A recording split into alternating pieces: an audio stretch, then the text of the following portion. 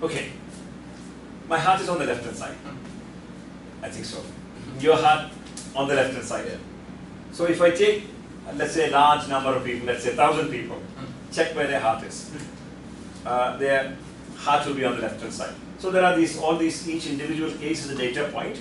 So I take a sample, right? Sample of 1,000 people, and you observe that in every case the heart is on the left hand side, not the right hand side.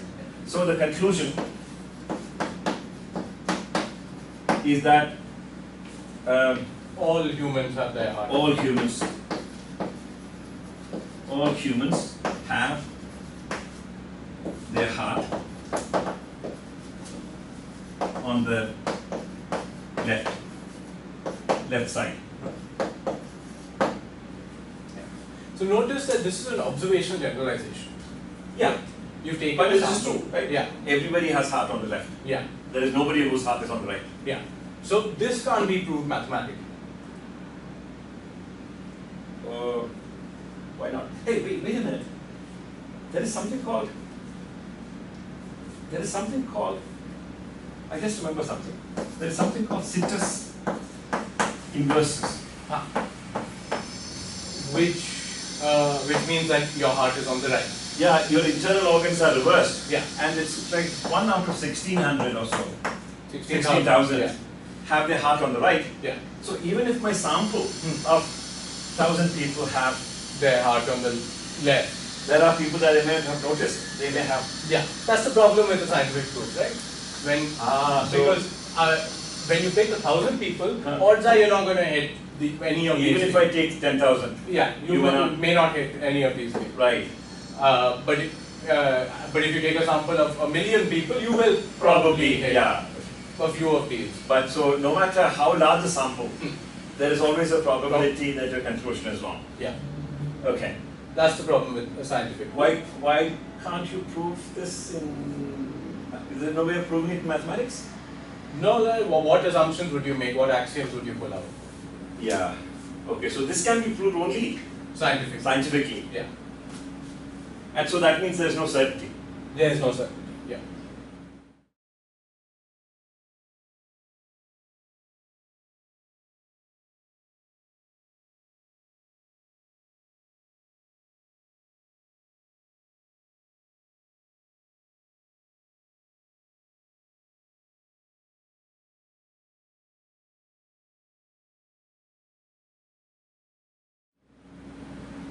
What about this hypothesis? This I'm totally certain about. Okay. Yeah. Every human being has exactly one heart. Let me write You mean that. every adult human being? Yeah. There might be children. Doesn't matter. I mean, so I'm going to write that down. You are not going to deny that hypothesis.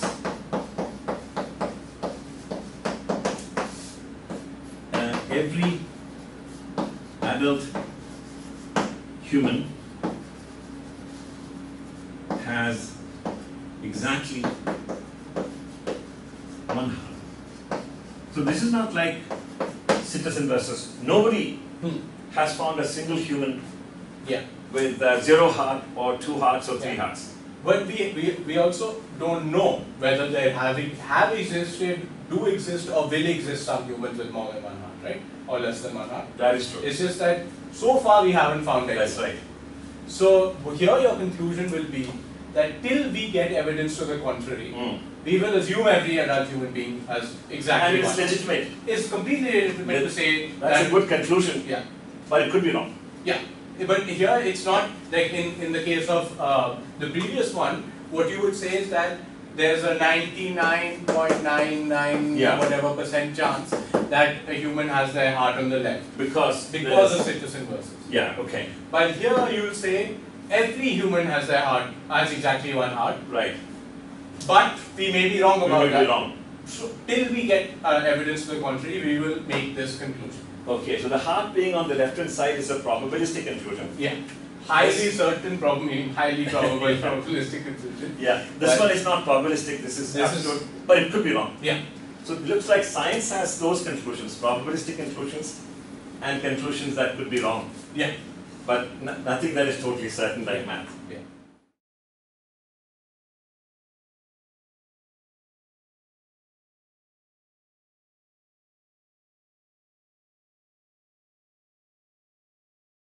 I don't know if you guys, people on the video can see our shadows. Unlikely, they're pointing in the wrong direction.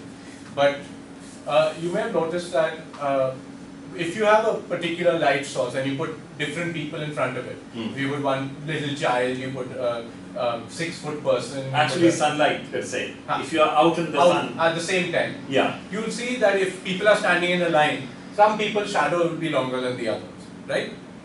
Right. Whose shadows are usually longer than other people's shadows? The taller people. The So taller if you have a person like that, and the shadow is about this long, if you have a person like this, the shadow will not be this long, the shadow will be this long. Yeah. And if you have a person like that, the shadow will be even longer. Yeah. That's, Yeah. so this is the person, Okay. and this is shadow. So if you do this for a large number of people, what you'll see is that the taller the person,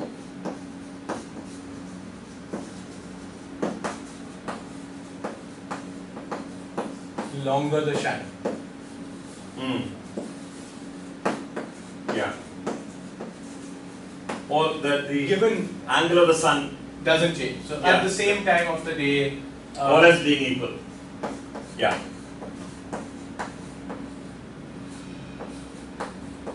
Yeah.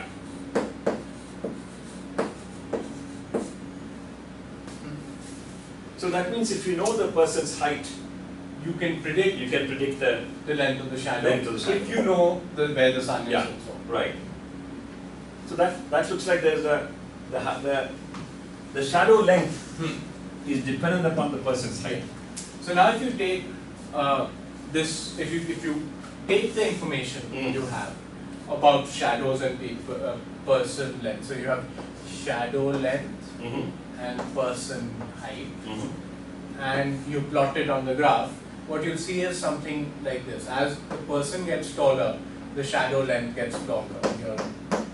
These will be your data. Okay, so this will be a person. Yeah. This will be a person. Yeah. This is the person's Shadow length, and this is the person's height.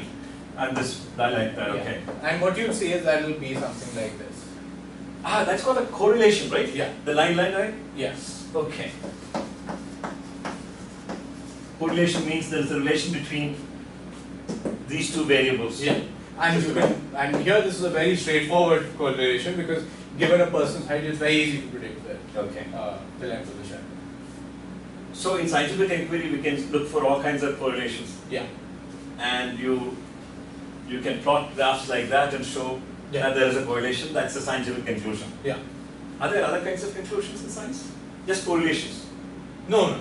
Huh. Science has also has theoretical conclusions from where you construct laws and deduce predictions from those laws. and so Okay.